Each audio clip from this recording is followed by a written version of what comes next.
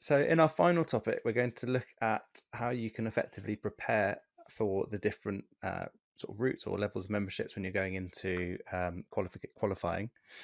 Um, I suppose one of the things we'll look at is the types of resources available to people to help them prepare, whether it's RICS resources, that you've got a book out and so on. But yeah, do you want to touch on the types of things that are available, and then perhaps we can also look at your story behind how you've progressed through the levels, and how you've prepared, and how that's changed over the years. Yeah, sure. So probably the starting point for any candidate is going back to what the RICS provides. So any candidate looking at associate or the APC, 100% must have read the candidate guide. Um, it tells you what you need to do, how to do it. Basically gives you everything you need to know. The RICS also have a web page for each qualification. That will give you a link to the online RICS assessment platform where you submit your documents. There's some great user guides on how to use the platform and how the counsellor sign-off process works as well. The RICS on the website also have a pathway guide for every single pathway, and there's a different pathway guide for associate and MRICS for all the different pathways. It tells you about all the competencies. It splits it down per level, and it will tell you what do you need to know, what do you need to have done. So level 1, level 2, and then level 3. What have you advised on? For associate, that will just be what do you need to know, and it gives plenty of examples of different types of work that fit within the different competencies. So as a very bare minimum, candidate guide, RICS website, and the relevant pathway guide. Outside of that, there are some great resources available. Uh, Candidates might have seen a book I've written called How to Become a Chartered Surveyor. It Nice. literally does what it says on the tin. There are sections on all of the different the membership levels, routes, how to write up your submission, what happens in the interview. It's got everything in there. I don't know if I'm allowed to say this, but I feel like I want to announce it somewhere. So I've got another book coming out. Ah, Hopefully, maybe next year. I don't know the publication date, but it's going to be looking. So this is a special one for you on this, which is on the mandatory competencies. So that okay, basically takes the RICS pathway guide and gives you anything and everything you need to know on those. So um, awesome. that'll be out soon. Um, other good resources. So obviously you need to build up your CPD records and obviously a really good knowledge base. So um, we've got a blog on our website. I've written it every single week for the past 7 years, which, if you do the maths, is quite a lot of blogs. Yeah, They've got podcasts and just an audio recording on YouTube you can listen to. There's so many good podcasts, just like this one, Surveyor Hub, RICS. YouTube videos. There's so much good content out there. Some of the law firms do excellent webinars, papers, blogs, etc., on a wide variety of topics. So um, I'd say a really basic Google search on a specific area of knowledge can lead candidates down a rabbit hole and a rabbit warren of information. I think the key thing, if you're reading the candidate guide, if you're reading a blog, if you're listening to a podcast, actually is start a Word document and make your own notes on what you hear. So you're building out um, your own your own knowledge base, something that you've processed, you've understood, and then you can keep that and use it throughout, drafting your submission and then going to interview if you're an APC candidate. nice, and it's a good thing to be able to look back at and review. Actually, I think well, it's exciting that you've got another book coming out, and look, we'll have to potentially have another discussion when that comes out to go around the topics around that. Um, I suppose one thing that might be useful to cover um, shortly will be sort of what are the things people tend to do well around preparation, and what they don't do as well typically. Um, but is it worth touching on your story? Because I know you mentioned, I think it was in our first topic, around your motivation for going for RICS was because your family had all done it, in terms of your grandparents and dad and so on. Do you want to give us a bit of background first, I suppose, on what your process looked like and motivations and so on, and then we can potentially look at how that looks for others in terms of the sort of preparing in the best way. Yeah, sure. So, when I was growing up, I always remember that school holidays. My dad had carted us around different shopping centres. He's now retired, but he worked in shopping centre management. So we'd go around Bluewater, we'd go around White Rose in Sheffield. We'd literally just go around shopping centres in the school holidays. He'd take me behind the scenes. We'd see all the cool stuff in the centre Awesome. management suite. I went with him on a couple of work trips. We went to Portugal. It was brilliant. But I saw what he did and I thought that looks really interesting. He gets to meet people. He gets to travel. He appears to like what he does. But he never said to me, "Oh, I'd love it if you were going to be a surveyor." I was just, my parents always kind of just let me do what my heart told me I should be doing. So Yeah. I actually went to university and did sports science at the University of Bath. Love sport, love Yeah. science, still do, but I absolutely hated it. Interesting. So after a Yeah. year and a half, I dropped out, and I remember saying to my dad, "I can't do it. I've got to quit, and I don't know what to go and do next." And at that point, it popped into my head of, well, my dad's a surveyor and he seems to like it. And I remember watching him being a surveyor. So I thought, well, I'll go and do that because, yeah, it sounded like a good idea. And it looked like there was a more solid career path, good salary, good benefits. It'd be interesting. So I didn't do it kind of the traditional way. I applied to University of the West of England and went for a part-time course. So it's 5 years.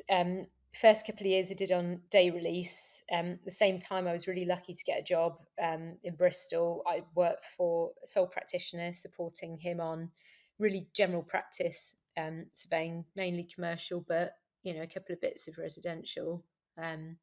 After a couple of years, I moved on, and that's when I started for my now business partner, Rachel. And actually, she's one of the people who really mentored me and supported me through all of this. And eventually, she said to me, "Well, you're on day release, but I'd actually quite like to be in the office 5 days a week." So I said to you, "Well, I'm not coming in anymore. Can I do it by distance learning?" Which went down very well with some people, not very well with others. It was maybe before the advent of anything really being online.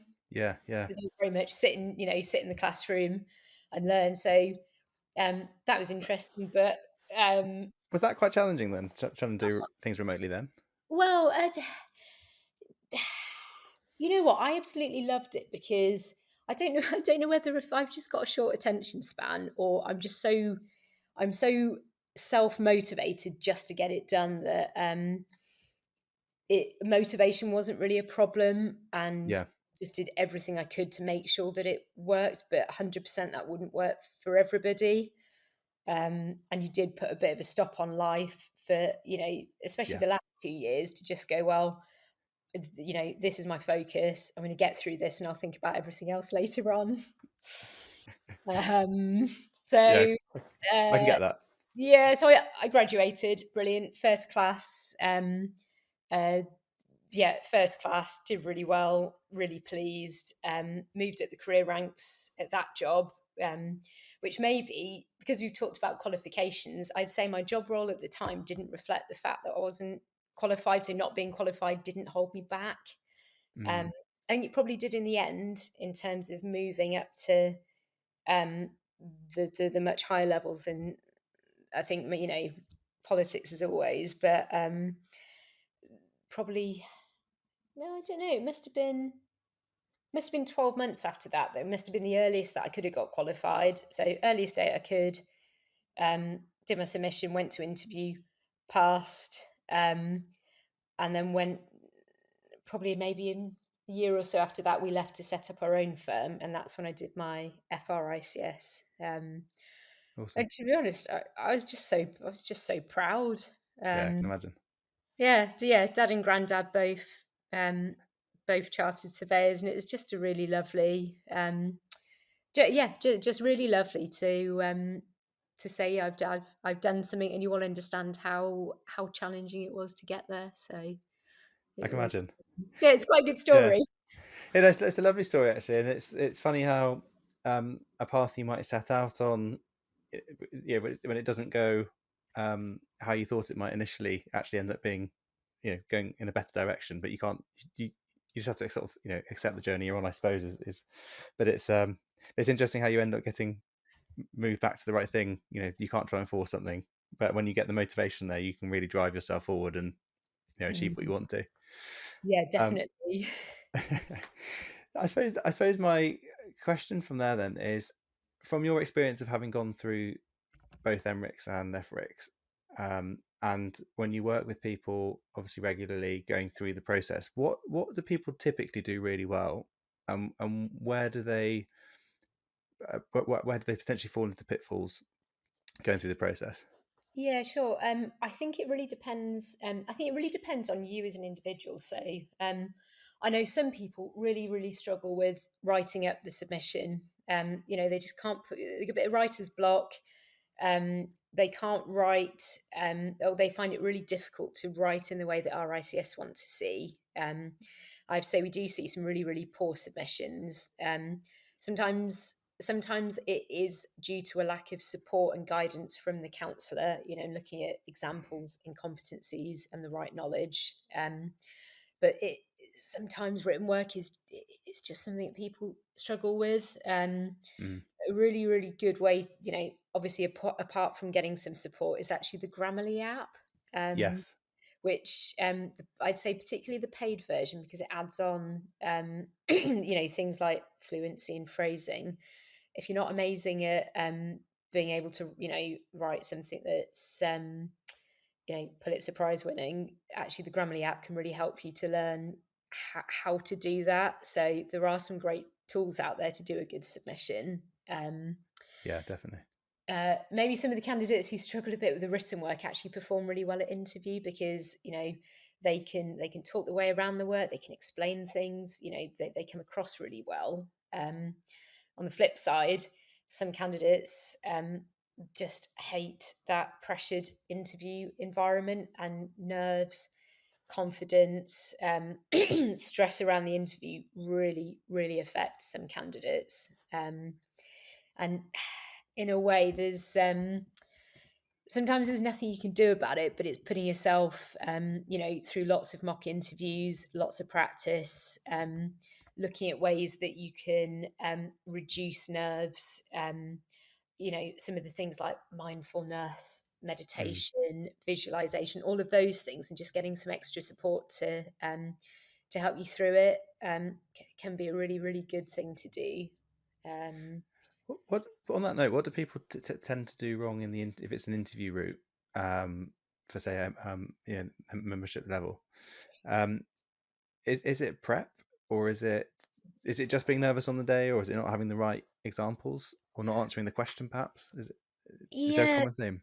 Yeah, sometimes nerves do get the better of people, but as assessors, we know we were nervous. We know that you're going to be nervous, so a really well trained assessor will help the candidate through that. Give them time to answer questions.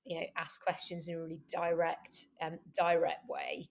Yeah. So I, nerves, I wouldn't say would be the number one reason. I think some candidates just don't know their submission. So they've written it, they've put it aside, and they've treated the interview like an exam. So they might know lots, but if you've put an example, I don't know, a level 3 in Bristol, and we ask you about it and you go, sorry, I don't know what you're talking about.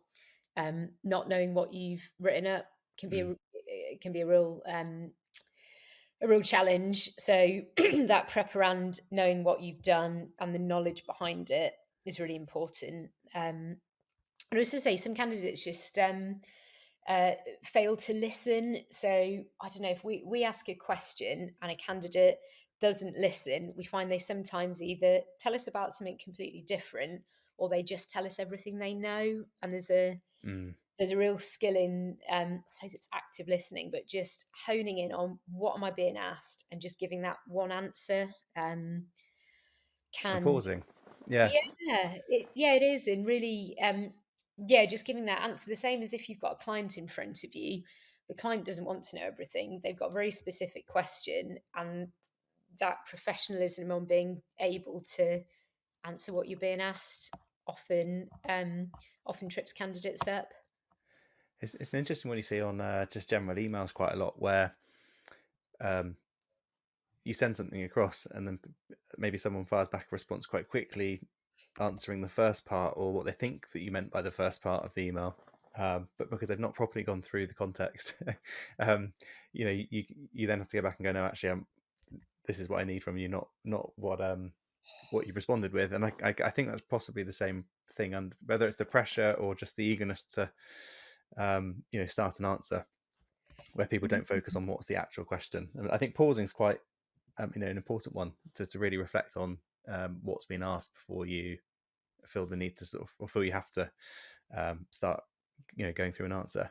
Yeah, it's almost that not panicking because or just being so keen to give an answer. It's got to be the right one, and that's not to say that everything technically has to be 100%, because let's face it, we're all human. But it's if somebody doesn't know the answer to something, it's actually being able to say, well, um, I don't know the answer. It could be, well, it's not within my scope of competence. I'd ask somebody else, or it could be, I'm just going to write it down and come back to it at the end of the interview. So it's almost, it, it's knowing how to answer difficult questions. And yeah, you're right, not just ploughing in and then not, yeah, not reading the second part of the email. Yeah. the I suppose the scenario where perhaps it doesn't go so well, you don't get the desired outcome. Um, what's the best thing you can do in terms of the reflection part on that, in terms of them preparing for, the second attempt, if that makes sense? Yeah, of course. So, so um, referrals are can be really disappointing, frustrating, stressful, upsetting, loads of different things. You'll always get a referral report from our ICS that tells you what happened, what went well, what didn't go so well. I know lots of candidates get them. There's a very immediate emotional reaction to it. So I almost think, read the report, put it down, um, go and be angry, go and be upset, go and be whatever you need to be, and then come back to it with a fresh head. Ideally, sit down with counsellor, friend, counsellors in APC, counsellor, associate, friend, family, colleague, somebody, and go through it, go through it logically, and work out what do you need to do to get through next time. The report gives you so much advice on, it might be specific questions, it might be, how you listened, how you answer questions, and that will give you a really good set of objectives to work on for next time.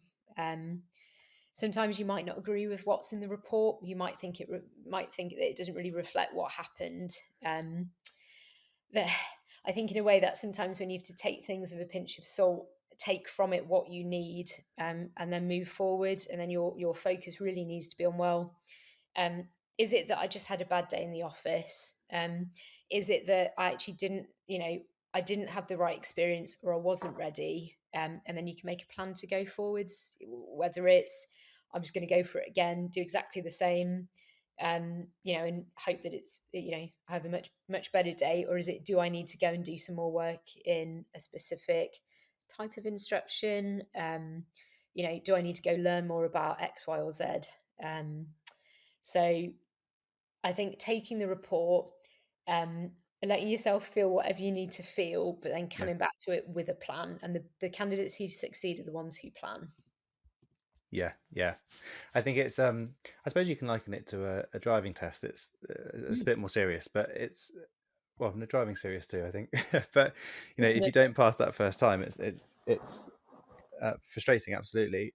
But equally, the benefit to not passing is actually you end up a better driver by the time you pass, and then you're in a better position when you go out. And I suppose it's trying to view it in that, despite the frustration, trying to view it in that light and understanding actually you're going to be better at the end of it. Definitely. Once you're through. I think on that note, then obviously if you fail a driving test or don't pass or whatever you want to say it, then quite clearly, you go and get some more lessons, practice a bit more, and then resubmit. So with the the different pathways, are there, where can you go and get sort of more I don't know, mock interview practice, or where's best to then sort of, once you've analysed, I suppose, look at what steps to take in terms of preparing? So I'd say one of the really good things you can do would be book a call with RICS Lionheart. They're really good. They won't give you technical advice or advice, specifically on what went wrong, but actually they can just give you some really good support on, if it is nerves, confidence, getting over the referral, loads of those things. That's a really good thing to do. You definitely need to sit down with your counsellor, an employer, and make a plan if it is things that you need to get some more experience of. I'd also say candidates often come in, they send me their referral report, I have a look and give them some, it's free, some advice on, from an assessor's point of view, from a completely independent third party, what I think might have gone wrong, just to try and give them another perspective on it. So yeah, and even just discussing the experience in the report with somebody who wasn't there can often help to just highlight some of the things that they might need to go away and do. Awesome. Okay, and I think that's been really helpful. Is there any sort of, I suppose, final bits of advice you'd like to provide candidates around preparation? So I think a key stumbling block, I would say, is the planning towards submission and interview. So let's say if you're going to be submitting next February, get your calendar, get an Excel spreadsheet, and just plan out each week realistically with what you're going to do to have a submission completed in good time. Candidates often face trouble with the counsellor sign-off. Everybody's busy. When we review submissions, it takes a long time. We need time to review it, to put it down, to come back to it, to reflect on it, to give good advice. And the same absolutely applies to your counsellor. So it could be getting your submission to your counsellor a month and a half before the deadline, to make sure that they're able to support you, rather than, we do see some candidates go, the submission window closes in 3 days, will you sign me off? And sadly, the answer is no. So it's not time to do an all-nighter with a lot of Red Bull. No, not at all. I know if it was just you submitting something, it'd be fine. But when it needs somebody else to put their own letters on the line to go, I genuinely believe that this person's ready to go forward, and I approve their application. It's just not gonna cut it. Fair. No, awesome. Thank you for coming on and giving your insights on the different topics. If anyone wants to get in touch with you to learn more, whether it's finding more resource or speaking to you, how do they get in touch? Best way, go to Google and put in Property Elite, or put Jen Lemen. Take you to our website, which is property-elite.co.uk. All my contact details are on there. You'll also find us on Facebook and YouTube and Instagram, and probably some other social media channels I've forgotten about as well. But just put Property Elite and we should come up first time. And I'll be absolutely delighted to, if anybody's got any questions about RICS membership, referrals, support, etc., always happy to chat. Fantastic, and good luck with the second book, and hopefully we can discuss that on another episode when that comes out. Love to. Thank you very much for having me.